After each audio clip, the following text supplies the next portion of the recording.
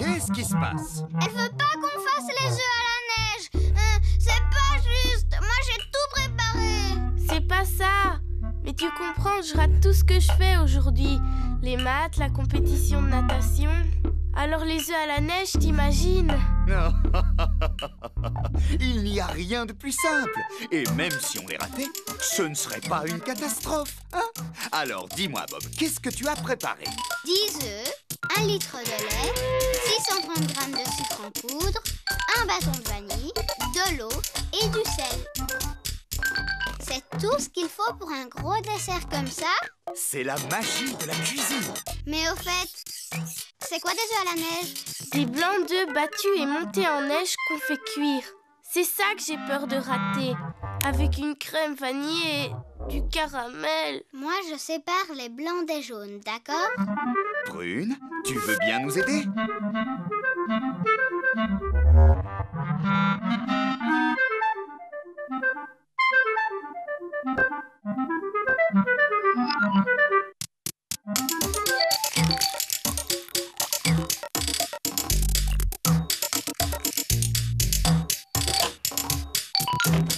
Par quoi on commence?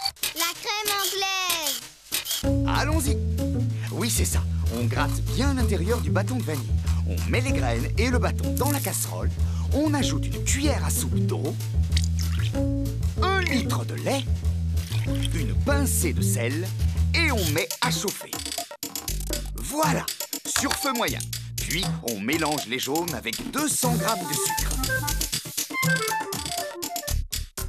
On peut utiliser le fouet électrique? Oui, 4 minutes à vitesse moyenne, si tu veux bien, jusqu'à ce que les œufs blanchissent. Le lait va déborder, Michel, vite! Je m'en occupe. Il est presque à ébullition. On va pouvoir le verser sur les jaunes. Je fais quoi, moi? Mélange doucement, si tu veux. Bob, tu veux bien apporter une autre casserole? Et maintenant, on commence la crème anglaise. On y verse le mélange et on le met sur le feu, à feu très doux. Puis, on tourne sans arrêt en raclant le fond jusqu'à ce que la crème épaississe, pendant environ 10 minutes. Ça irait pas plus vite si on augmentait la chaleur? Absolument pas. Et c'est le premier secret de la recette. La crème ne doit pas bouillir. Elle ferait des grumeaux. Environ 10 minutes, c'est plutôt vague. Mais vous verrez, il y a un truc pour voir si la crème est assez épaisse. On monte les blancs maintenant? Oui, et avant, on n'oublie pas de nettoyer le fouet. Alors, pour cuire les blancs, on remplit le plat à gratin d'eau chaude aux 3/4, d'accord? Et on règle sur feu doux. Ça y est, j'ai mis le sel. Je peux commencer à la vitesse lente? Oui, 30 secondes, pas plus. Et on passe à vitesse moyenne jusqu'à ce qu'il soit presque monté. Je vais avoir besoin d'un glaçon. Pourquoi? T'as trop chaud? C'est pour la recette. Encore 2 minutes de patience et vous saurez. Regardez, les deux côtés restent bien séparés. Et voilà comment on vérifie si la crème est assez épaisse. Ensuite, on la verse dans un saladier. Michel, tu m'oublies ou quoi? Est-ce que je passe à la vitesse supérieure? Oui, mais il faut ajouter doucement 100 g de sucre en pluie fine, jusqu'à ce que ça devienne bien ferme. Je fais quoi de mon glaçon? Je le regarde fondre? Oui, mais dans la crème anglaise. Allez, vas-y, n'hésite pas, tourne avec le fouet. Tu le fais fondre complètement, car si on laisse la crème trop chaude, elle risque de tourner. Ça y est, il n'y a plus de glaçon. Très bien, on va mettre la crème au réfrigérateur, 2 heures au minimum. J'ai fini! Très bien, Prune, ils sont bien fermes. Alors, il nous faut un torchon propre et une grande cuillère. Pour essuyer quoi? Rien, mon grand, on l'étale à côté de la cuisinière. Si on les cuit dans l'eau, ils ne vont pas être trop fades? Ça, c'est le 3e secret de la recette. On prend un 6e des blancs avec une cuillère. On forme une boule grosse comme ça. On la fait glisser dans l'eau qui ne doit pas bouillir. Sinon, ça abîmerait les blancs. Exactement. Si on les cuit trop fort, ils perdent leur fermeté. Après 2 minutes et demie, on les retourne délicatement et on les poche encore 2 minutes.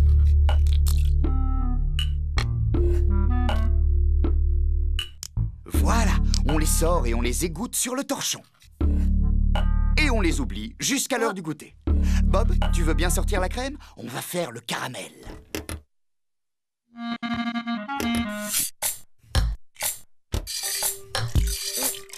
Qu'est-ce qu'il y a? Tu vas les écraser comme ça. Prends une spatule.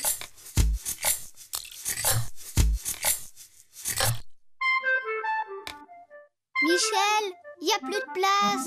Posez 2 boules sur les 3 premières et la 6e au-dessus. Vous verrez, ça ira. Vous voyez? Maintenant, il faut 330 g de sucre et 7 centilitres d'eau. On verse l'eau et le sucre. Puis, on met sur feu très fort. Là, on voit le sucre fondre. Il commence à bouillir. Sa couleur change. Elle passe du blanc à une jolie nuance dorée.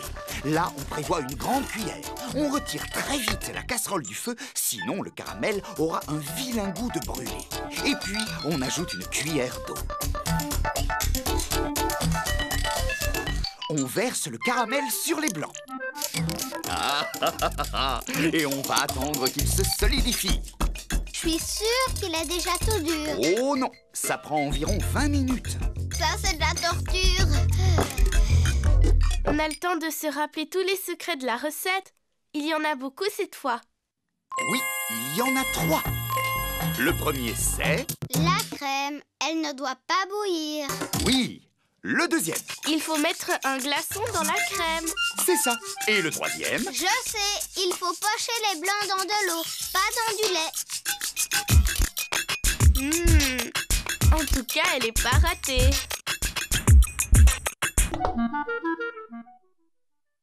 « 85, 86, 87... » T'as inventé un nouveau jeu? Chut, compte les grains de riz pour la recette de Michel. 88... Non, 80. Oh non, je sais plus où est-ce que j'en suis. Maintenant, il faut que je recommence. Tu te rends compte, jusqu'à 330. Michel a dit 330 grammes. Il n'a pas dit 330 grains, enfin. T'en es vraiment sûre? Sûre et certaine. En plus, je voudrais pas dire, mais ça, c'est du riz long, Bob. En fait, il faut du riz rond. C'est bien ça, hein, Michel? On doit prendre du riz rond. exactement. Ce sera beaucoup plus moelleux. Allez, on commence. J'ai trouvé tout ce qu'il nous faut. 330 g de riz rond, 1 litre 1 quart de lait, une gousse de vanille, 33 morceaux de sucre, 200 g de sucre en poudre, 6 gros œufs, 2 cuillères à café de beurre et une pincée de sel. Nous allons faire du riz au lait caramélisé. Première chose, on va allumer le four à 210 degrés. Thermostat 7. Ensuite, on prend une cocotte ou une casserole, mais en fonte pour qu'on puisse la mettre au four. On va la remplir aux 3 quarts d'eau. On la pose sur le feu et vous allez mesurer 330 g de riz. 310, 20 et 30. Voilà, c'est bon. Parfait. Maintenant, vous le versez dans la passoire. Et vous le rincez bien sous l'eau froide. Dès que l'eau de la cocotte commence à bouillir, on va verser le riz dedans et le laisser bouillir 2 minutes. C'est pas assez. Il va être trop dur à manger. C'est pour éliminer l'amidon. Comme ça, le riz est moins lourd à digérer. Oh. Après, on égoutte le riz. On rince la cocotte et on va remettre dedans 2 cuillères à soupe d'eau froide. Ça, c'est mon secret. Les 2 cuillerées d'eau vont empêcher le lait d'accrocher au fond de la cocotte. Moi, je sais pour le lait. On verse 3 grandes cuillères dans un bol.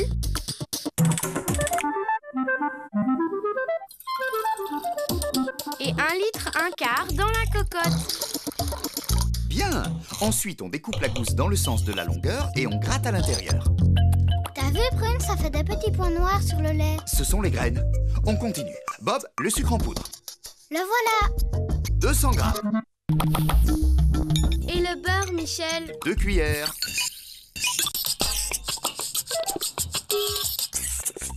Et une pincée de sel. Du riz au lait caramélisé salé. J'en ai jamais mangé de ma vie. C'est pour rehausser le goût. Tiens, mélange si tu veux.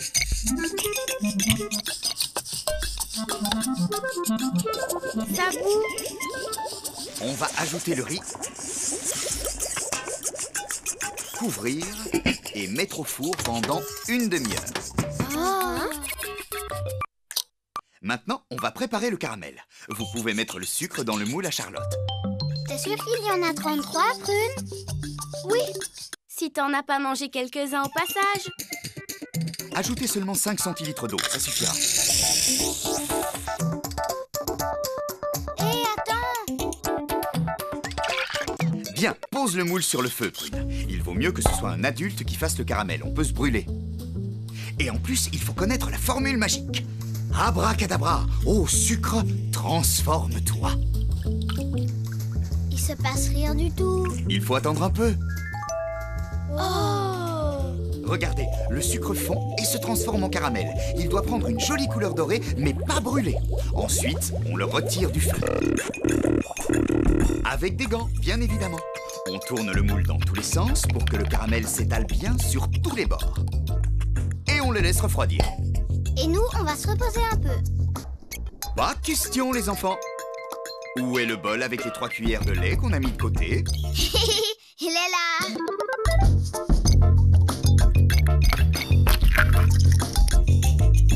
On va séparer 6 jaunes d'œufs des blancs et les ajouter au lait du bol. On mélange bien.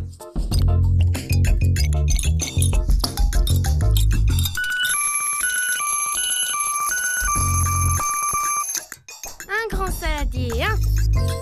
On retire la cocotte du four. Toujours avec les gants. On va verser le riz dans le grand saladier. Et retirer les bâtons de vanille. On peut les jeter à la poubelle. Quand le riz est tiède, on verse le mélange des œufs et du lait. Et bien sûr, on mélange. Le caramel doit être froid maintenant. Alors on peut verser le riz dans le moule. On le tasse bien. Et on le couvre d'un torchon. Quand il sera froid, on le mettra au réfrigérateur pendant 8 heures. 8 heures! Ça ne fait qu'une nuit, les enfants. Allez, à demain.